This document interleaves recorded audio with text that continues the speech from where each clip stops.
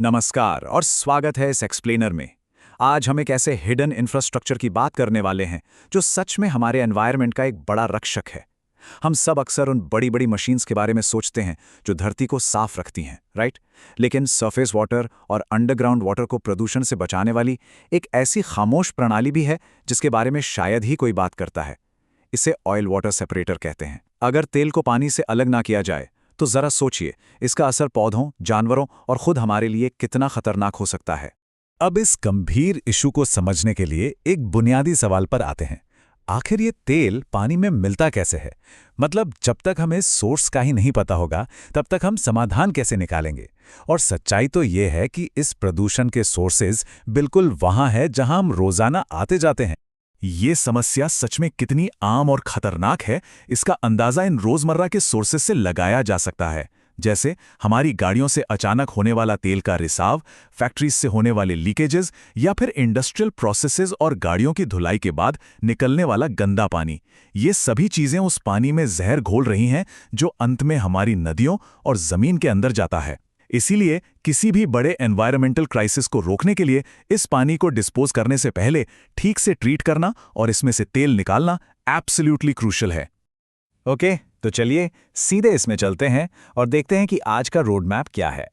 हम शुरू करेंगे रेगुलेटरी स्टैंडर्ड से, फिर हम परफॉर्मेंस क्लासेस की बात करेंगे, उसके बाद द फिजिक्स ऑफ सेपरेशंस पर आएंगे और अंत में सेपरेटर टेक्नोलॉजी वेरिएशंस और इंडस्ट्रियल एप्लीकेशंस को देखकर इस पूरे कॉन्सेप्ट को समझेंगे। तो शुरुआत करते हैं पहले सेक्शन से, जो है regulatory standards, the baseline concept.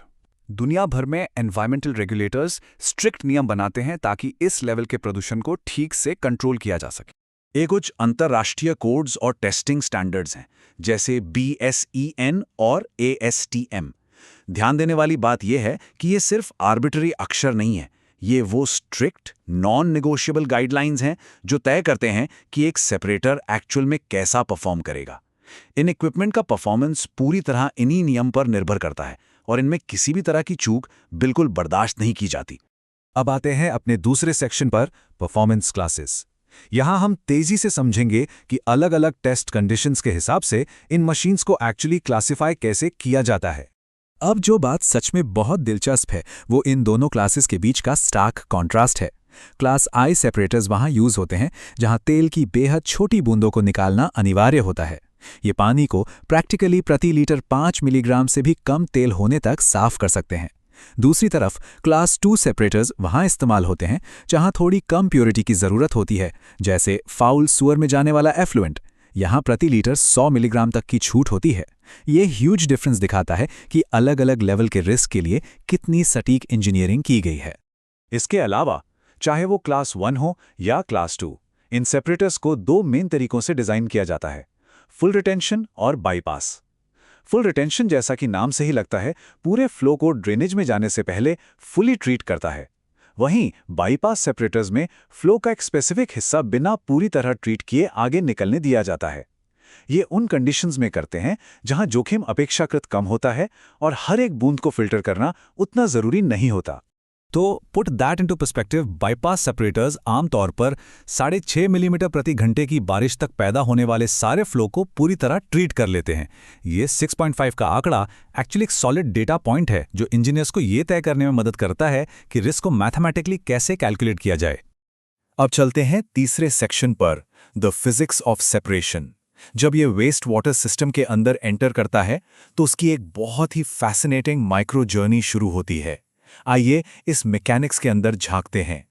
इस पूरे सिस्टम को चलाने वाला सबसे बेसिक फिजिकल प्रिंसिपल है डेंसिटी डिफरेंस। इसे एक आसान से एग्जांपल से समझिए। जैसे अगर आप सैलेड पर ऑयल बेस्ड ड्रेसिंग डालते हैं तो कुछ देर बाद वो सेटल होकर अलग अलग लेयर्स में बढ़ जाती है, राइट? बिल्कुल वैसे ही भारी कचरा या स्लज नीचे बैठ जाता है और हल्का तेल तैरकर ऊपर आ जाता है। यही वो सिंपल बट कोर फिलॉसफी है जो इस पूरे सेपरेशन प्रोसेस को पावर करती है। तो चलिए इस माइक्रो जर्नी को क्रमवार देखते हैं। सबसे पहले सबसे बड़े सॉलिड्स को फिल्टर करके हटा दिया जाता है। फिर ये पानी सेपरेटर के अंदर फनल किया जाता है, जहां वो इंक्लाइंड यानी झुकी हुई प्लेट्स पर से गुजरता है। इस दौरान भारी स्लज नीचे गिर जाता है और हल्का तेल सतह पर जमा होने लगता है। एक हजार्डस पानी को वापस उसके सेपरेबल कंपोनेंट्स में बदलने का ये प्रोसेस सच में कमाल का है। और इन स्टैक्ड झुकी हुई प्लेट्स का डिजाइन किसी सुपर पावर से कम नहीं है। ये ब्रिलियंटली इलस्ट्रेट करता है कि जब पानी इनके ऊपर से गुजरता है तो तेल के छोटे कण आपस में टकराकर और जुड़कर बड़ी बूंदें बनाते हैं।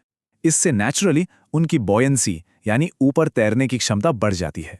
इंक्रीज्ड सरफेस एरिया और वो झुकाव तेल को जबरदस्ती ऊपर की तरफ धकेलता है।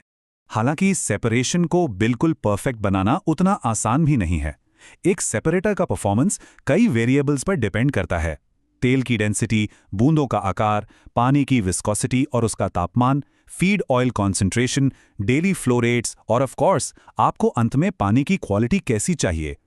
एक सटीक डिस्चार्ज के लिए इंजीनियर्स को इन सारे कॉम्प्लेक्स वेरिएबल्स को ध्यान में रखना ही पड़ता है। ओके, अब आते हैं चौथे सेक्शन पर, सेपरेटर टेक्नोलॉजी वेरिएशंस। एक ही एनवायरमेंटल इशू को हल करने के लिए कितने अलग अलग इंजीनियरिंग सॉल्यूशंस मौजूद हैं, आइए इसका एक रैपिड टूर करते हैं। अलग अलग सेपरेटर टाइप्स की बेसिकली अपनी एक अलग वर्किंग फिलॉसफी होती है। कोएलिसिंग प्लेट्स 2-स्टेज मीडिया पैक्स का यूज करके फ्री ऑयल को ऊपर फोर्स करते हैं। वर्टिकल ग्रेविटी सिस्टम इंप्योरिटीज को अलग करने के लिए फ्लूइड प्रेशर और वेलोसिटी को कंट्रोल करता है। हाइड्रोसाइक्लोन एक्सट्रीम सेंट्रीफ्यूगल फोर्सेस का इस्तेमाल करके साइक्लोन चेंबर में तेल को अलग करता है। नटशेल फिल्ट्रेशन लिटरली एक फिजिकल मीडिया का यूज करता है और पेट्रोल/ऑयल इंटरसेप्टर स्पेसिफिक ग्रेविटी के डिफरेंसेस पर डिपेंड करते हैं। हर इंडस्ट्रियल नीड के लिए एक स्पेसिफिक टाइप।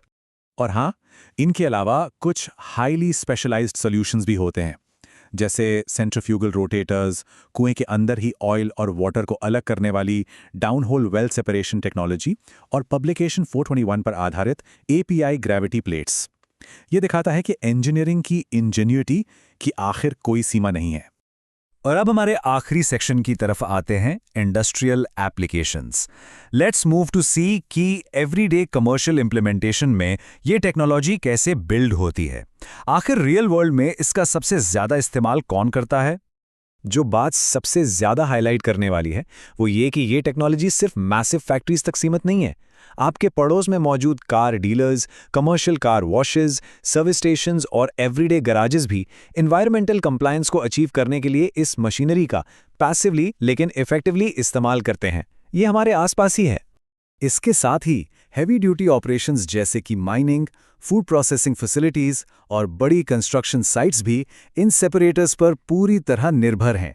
वहाँ इतना टॉक्सिक डिस्चार्ज होता है कि अगर इन सेपरेटर्स का प्रॉपर यूज ना हो तो उनके रोजाना के ऑपरेशन से एक लार्ज स्केल ही इकोलॉजिकल डिजास्टर हो सकता है, फॉर श्योर। तो इस पूरे एक्सप्लेनर का कोर टेकअवे बस एक सिंपल कोट में समेटा जा सकता है। Oil water separators waste water treatment process के की कंपोनेंट्स में से एक है। सच कहूं तो ये छुपे हुए मशीन हमारे एनवायरनमेंट और इकोलॉजिकल प्रिजर्वेशन के अनसंग हीरोज हैं, जो लगातार अपना काम कर रहे हैं। जाते जाते इस एक सवाल पर जरूर विचार कीजिए।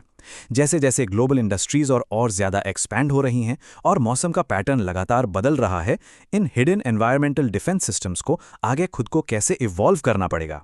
इकोलॉजिकल इंजीनियरिंग का फ्यूचर सच में किस तरफ जाएगा, इस पर सोचना बनता है।